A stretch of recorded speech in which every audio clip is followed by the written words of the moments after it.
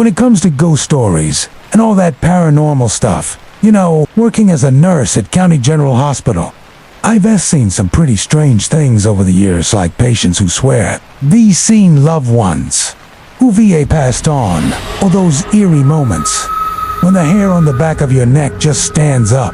But honestly, I always chalked it up to the mind, playing tricks, or just plain old science. That was until last winter, when something happened that totally flipped my perspective upside down. It was one of those nights where the air felt thick with tension, and I just couldn't shake this feeling that something was off. I mean, have you ever had that gut feeling that makes your heart race? Yeah, that was me. And trust me, it was just the beginning of a wild ride. It was a particularly cold night in December, and I was working the overnight shift in the maternity ward. The hospital was eerily quiet, with most patients and visitors asleep. I was doing my usual rounds, checking on the new mothers and their babies, when I first noticed something strange. As I walked down the dimly lit hallway, I caught a glimpse of movement out of the corner of my eye. At first, I thought it was just another nurse or doctor, but when I turned to look, I saw a blurry figure dressed in white, standing at the far end of the corridor. What really caught my attention was that this figure appeared to be holding something in its arms. Something small, wrapped in a blanket. I blinked hard, thinking my eyes were playing tricks on me after a long shift. But when I looked again, the figure was still there, gently swaying back and forth, as if rocking a baby.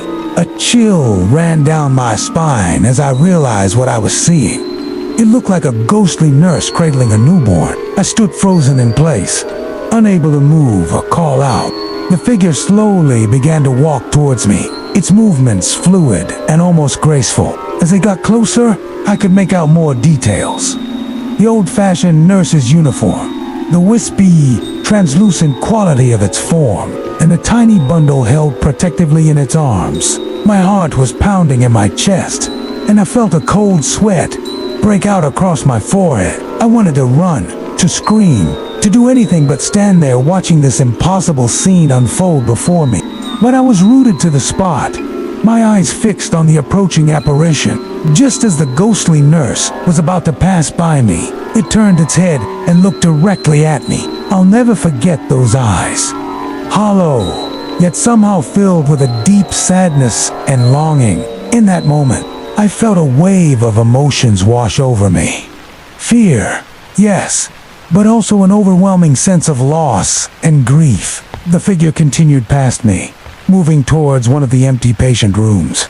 As it reached the doorway, it slowly faded from view, disappearing into thin air. The last thing I saw was the bundle in its arms, and I swear, I heard the faint cry of a baby echoing in the silence of the hallway. I stood there for what felt like hours, trying to process what I had just witnessed. My logical mind was racing, searching for any rational explanation for what I had seen. But deep down, I knew that I had just experienced something truly supernatural. Shaken, I made my way to the nurse's station and collapsed into a chair. One of my colleagues, Sarah, noticed my distress and asked if I was okay. I hesitated for a moment, unsure if I should share my experience, but the words came tumbling out before I could stop them. As I recounted my encounter with the ghostly nurse and baby, Sarah's eyes grew wide. When I finished, she leaned in close and whispered, "You saw her too?" It turns out that I wasn't the first person to have this experience in our hospital.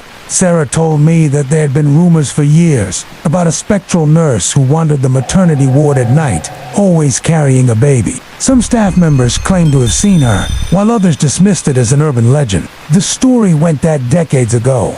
There was a tragic incident where a newborn died under mysterious circumstances. The nurse, who had been caring for the baby, was devastated and blamed herself for the death, unable to cope with her guilt. She took her own life shortly after. Since then, her ghost was set to roam the halls, eternally searching for the baby she couldn't save. As Sarah shared more details about the legend, I felt a mix of relief and unease. On one hand, I was glad to know that I was going crazy, and that others had seen the same thing. But on the other hand, the reality of what I had witnessed began to sink in, and it terrified me. Over the next few weeks, I found myself constantly on edge during my night shifts. Every shadow Every unexpected sound made me jump.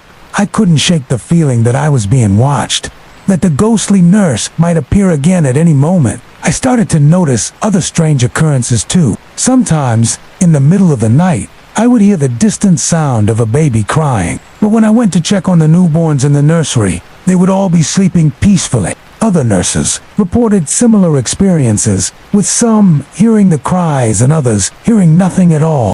One night, about a month after my initial encounter, I was working in the nursery when I heard it again.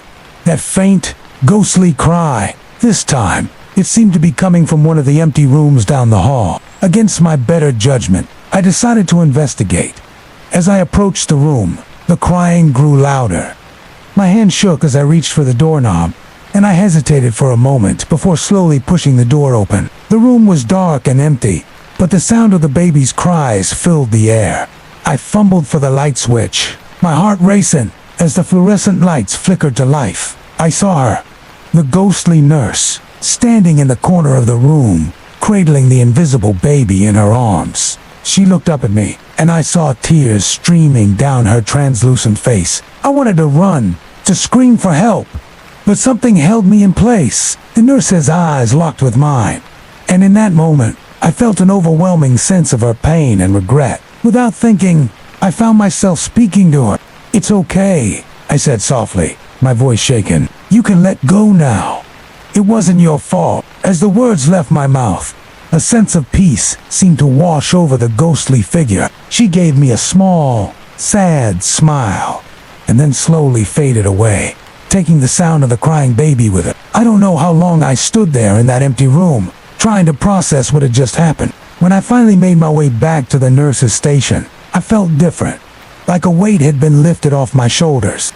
In the weeks and months that followed, there were no more sightings of the ghostly nurse and baby. The unexplained crying stopped, and a sense of calm seemed to settle over the maternity ward. Some of the older staff members even commented that the atmosphere felt lighter, more peaceful. I've never been able to fully explain what happened that night, or why I was the one to help the ghost find peace. But the experience changed me in ways I'm still trying to understand.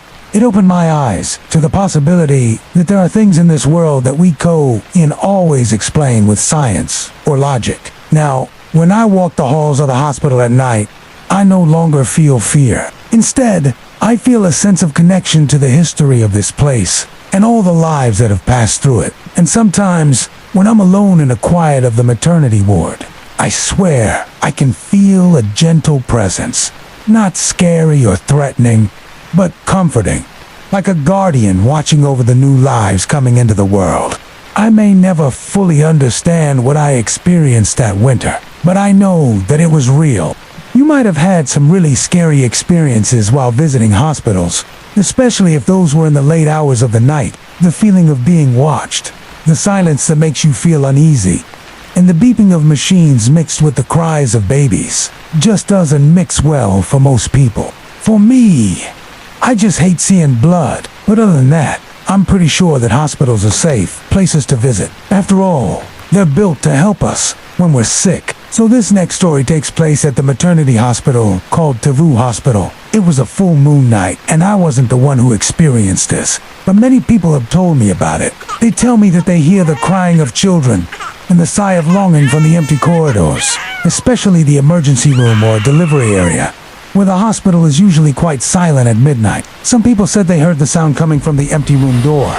Just heard but saw no one. Is this real? That night was a full moon night.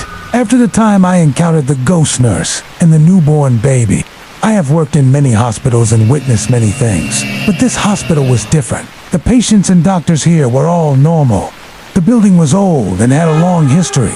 You can find many true spiritual stories at Tavu Hospital in Ho Chi Minh City, Vietnam, so naturally there would be some ghosts. I have gradually become more interested in them after the last scary encounter. On this particular day, the evening shift was busy as usual and we couldn't finish on time. I asked my colleague if she wanted to stay behind to help clean up after the handover, but she refused and left. I didn't want to leave either, so I stayed behind. After the handover, only a few nurses were left in the emergency department, and there were no patients. It was abnormally quiet outside. You could hear a pin drop from the corridor. It was just past midnight. As I was walking through the corridor, I heard a strange noise, like the cry of an infant. I thought nothing of it, because there were still a few patients in the delivery room. I continued on my way until I heard the sound again. This time it was louder and closer. It sounded like someone was right outside the door of the emergency room, crying loudly.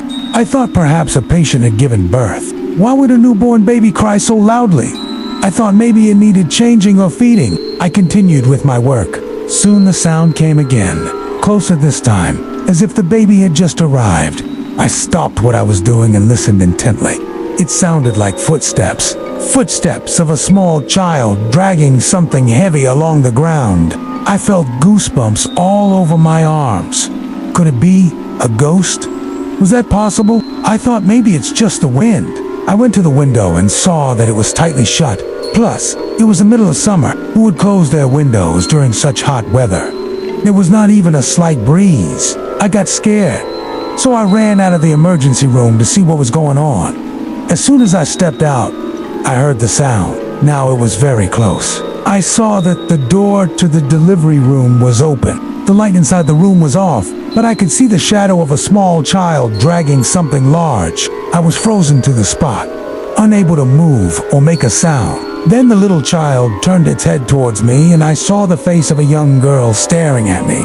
She was pale, as if her skin had been drained of all color. Her eyes were hollow, black pools, and her mouth was wide open, revealing teeth that were too sharp and long. She took another step forward, and I screamed at the top of my lungs. I ran back into the emergency room and slammed the door shut. My heart was pounding in my chest, and I could feel my blood rushing through my veins.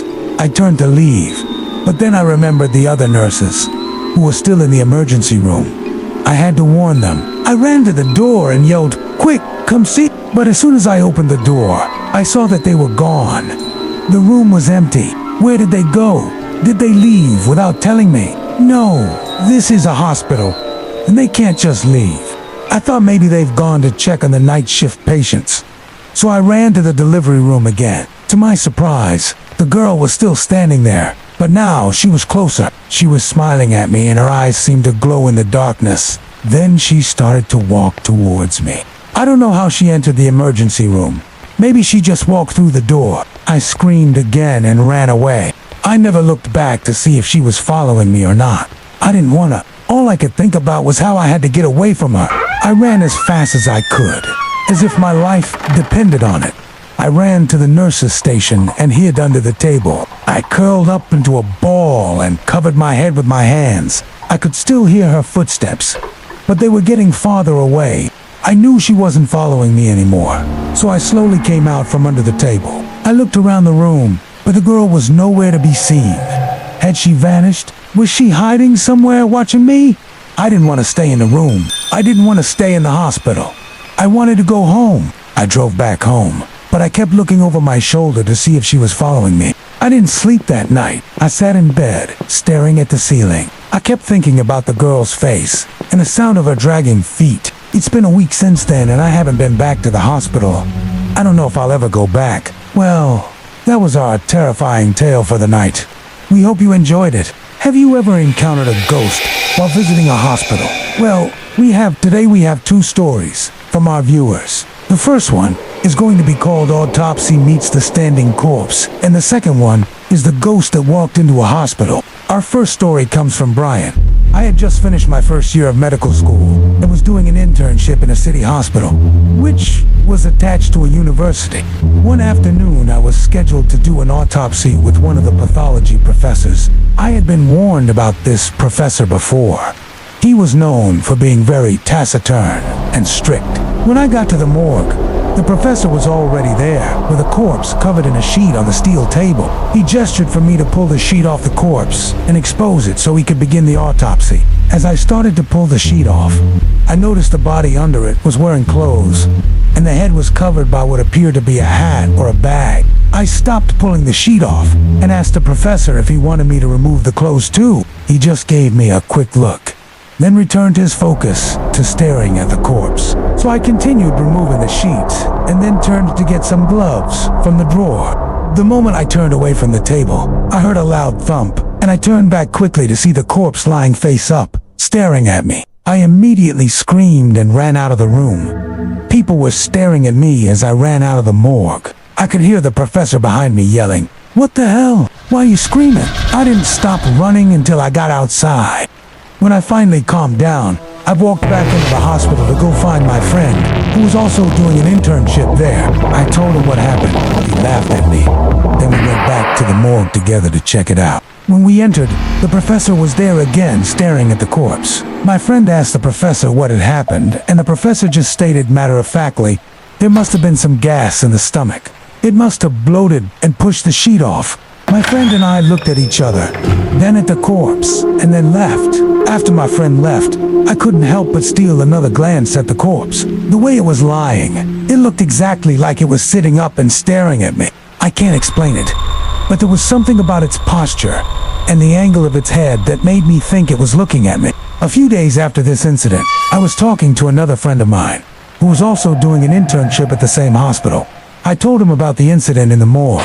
He told me that he had seen something similar when he was in the morgue. He said he had been looking through some of the X-ray films and the door opened, and he saw the shadow of someone standing in the doorway.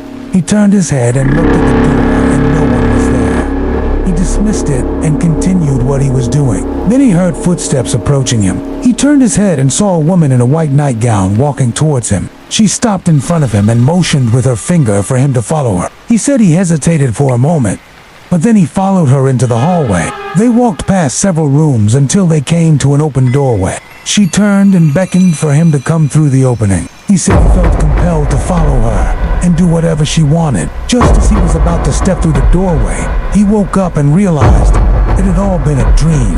He said it was the most real dream he had ever had. And when he woke up, he could still feel the sensation of following the woman and the feeling of walking through the doorway.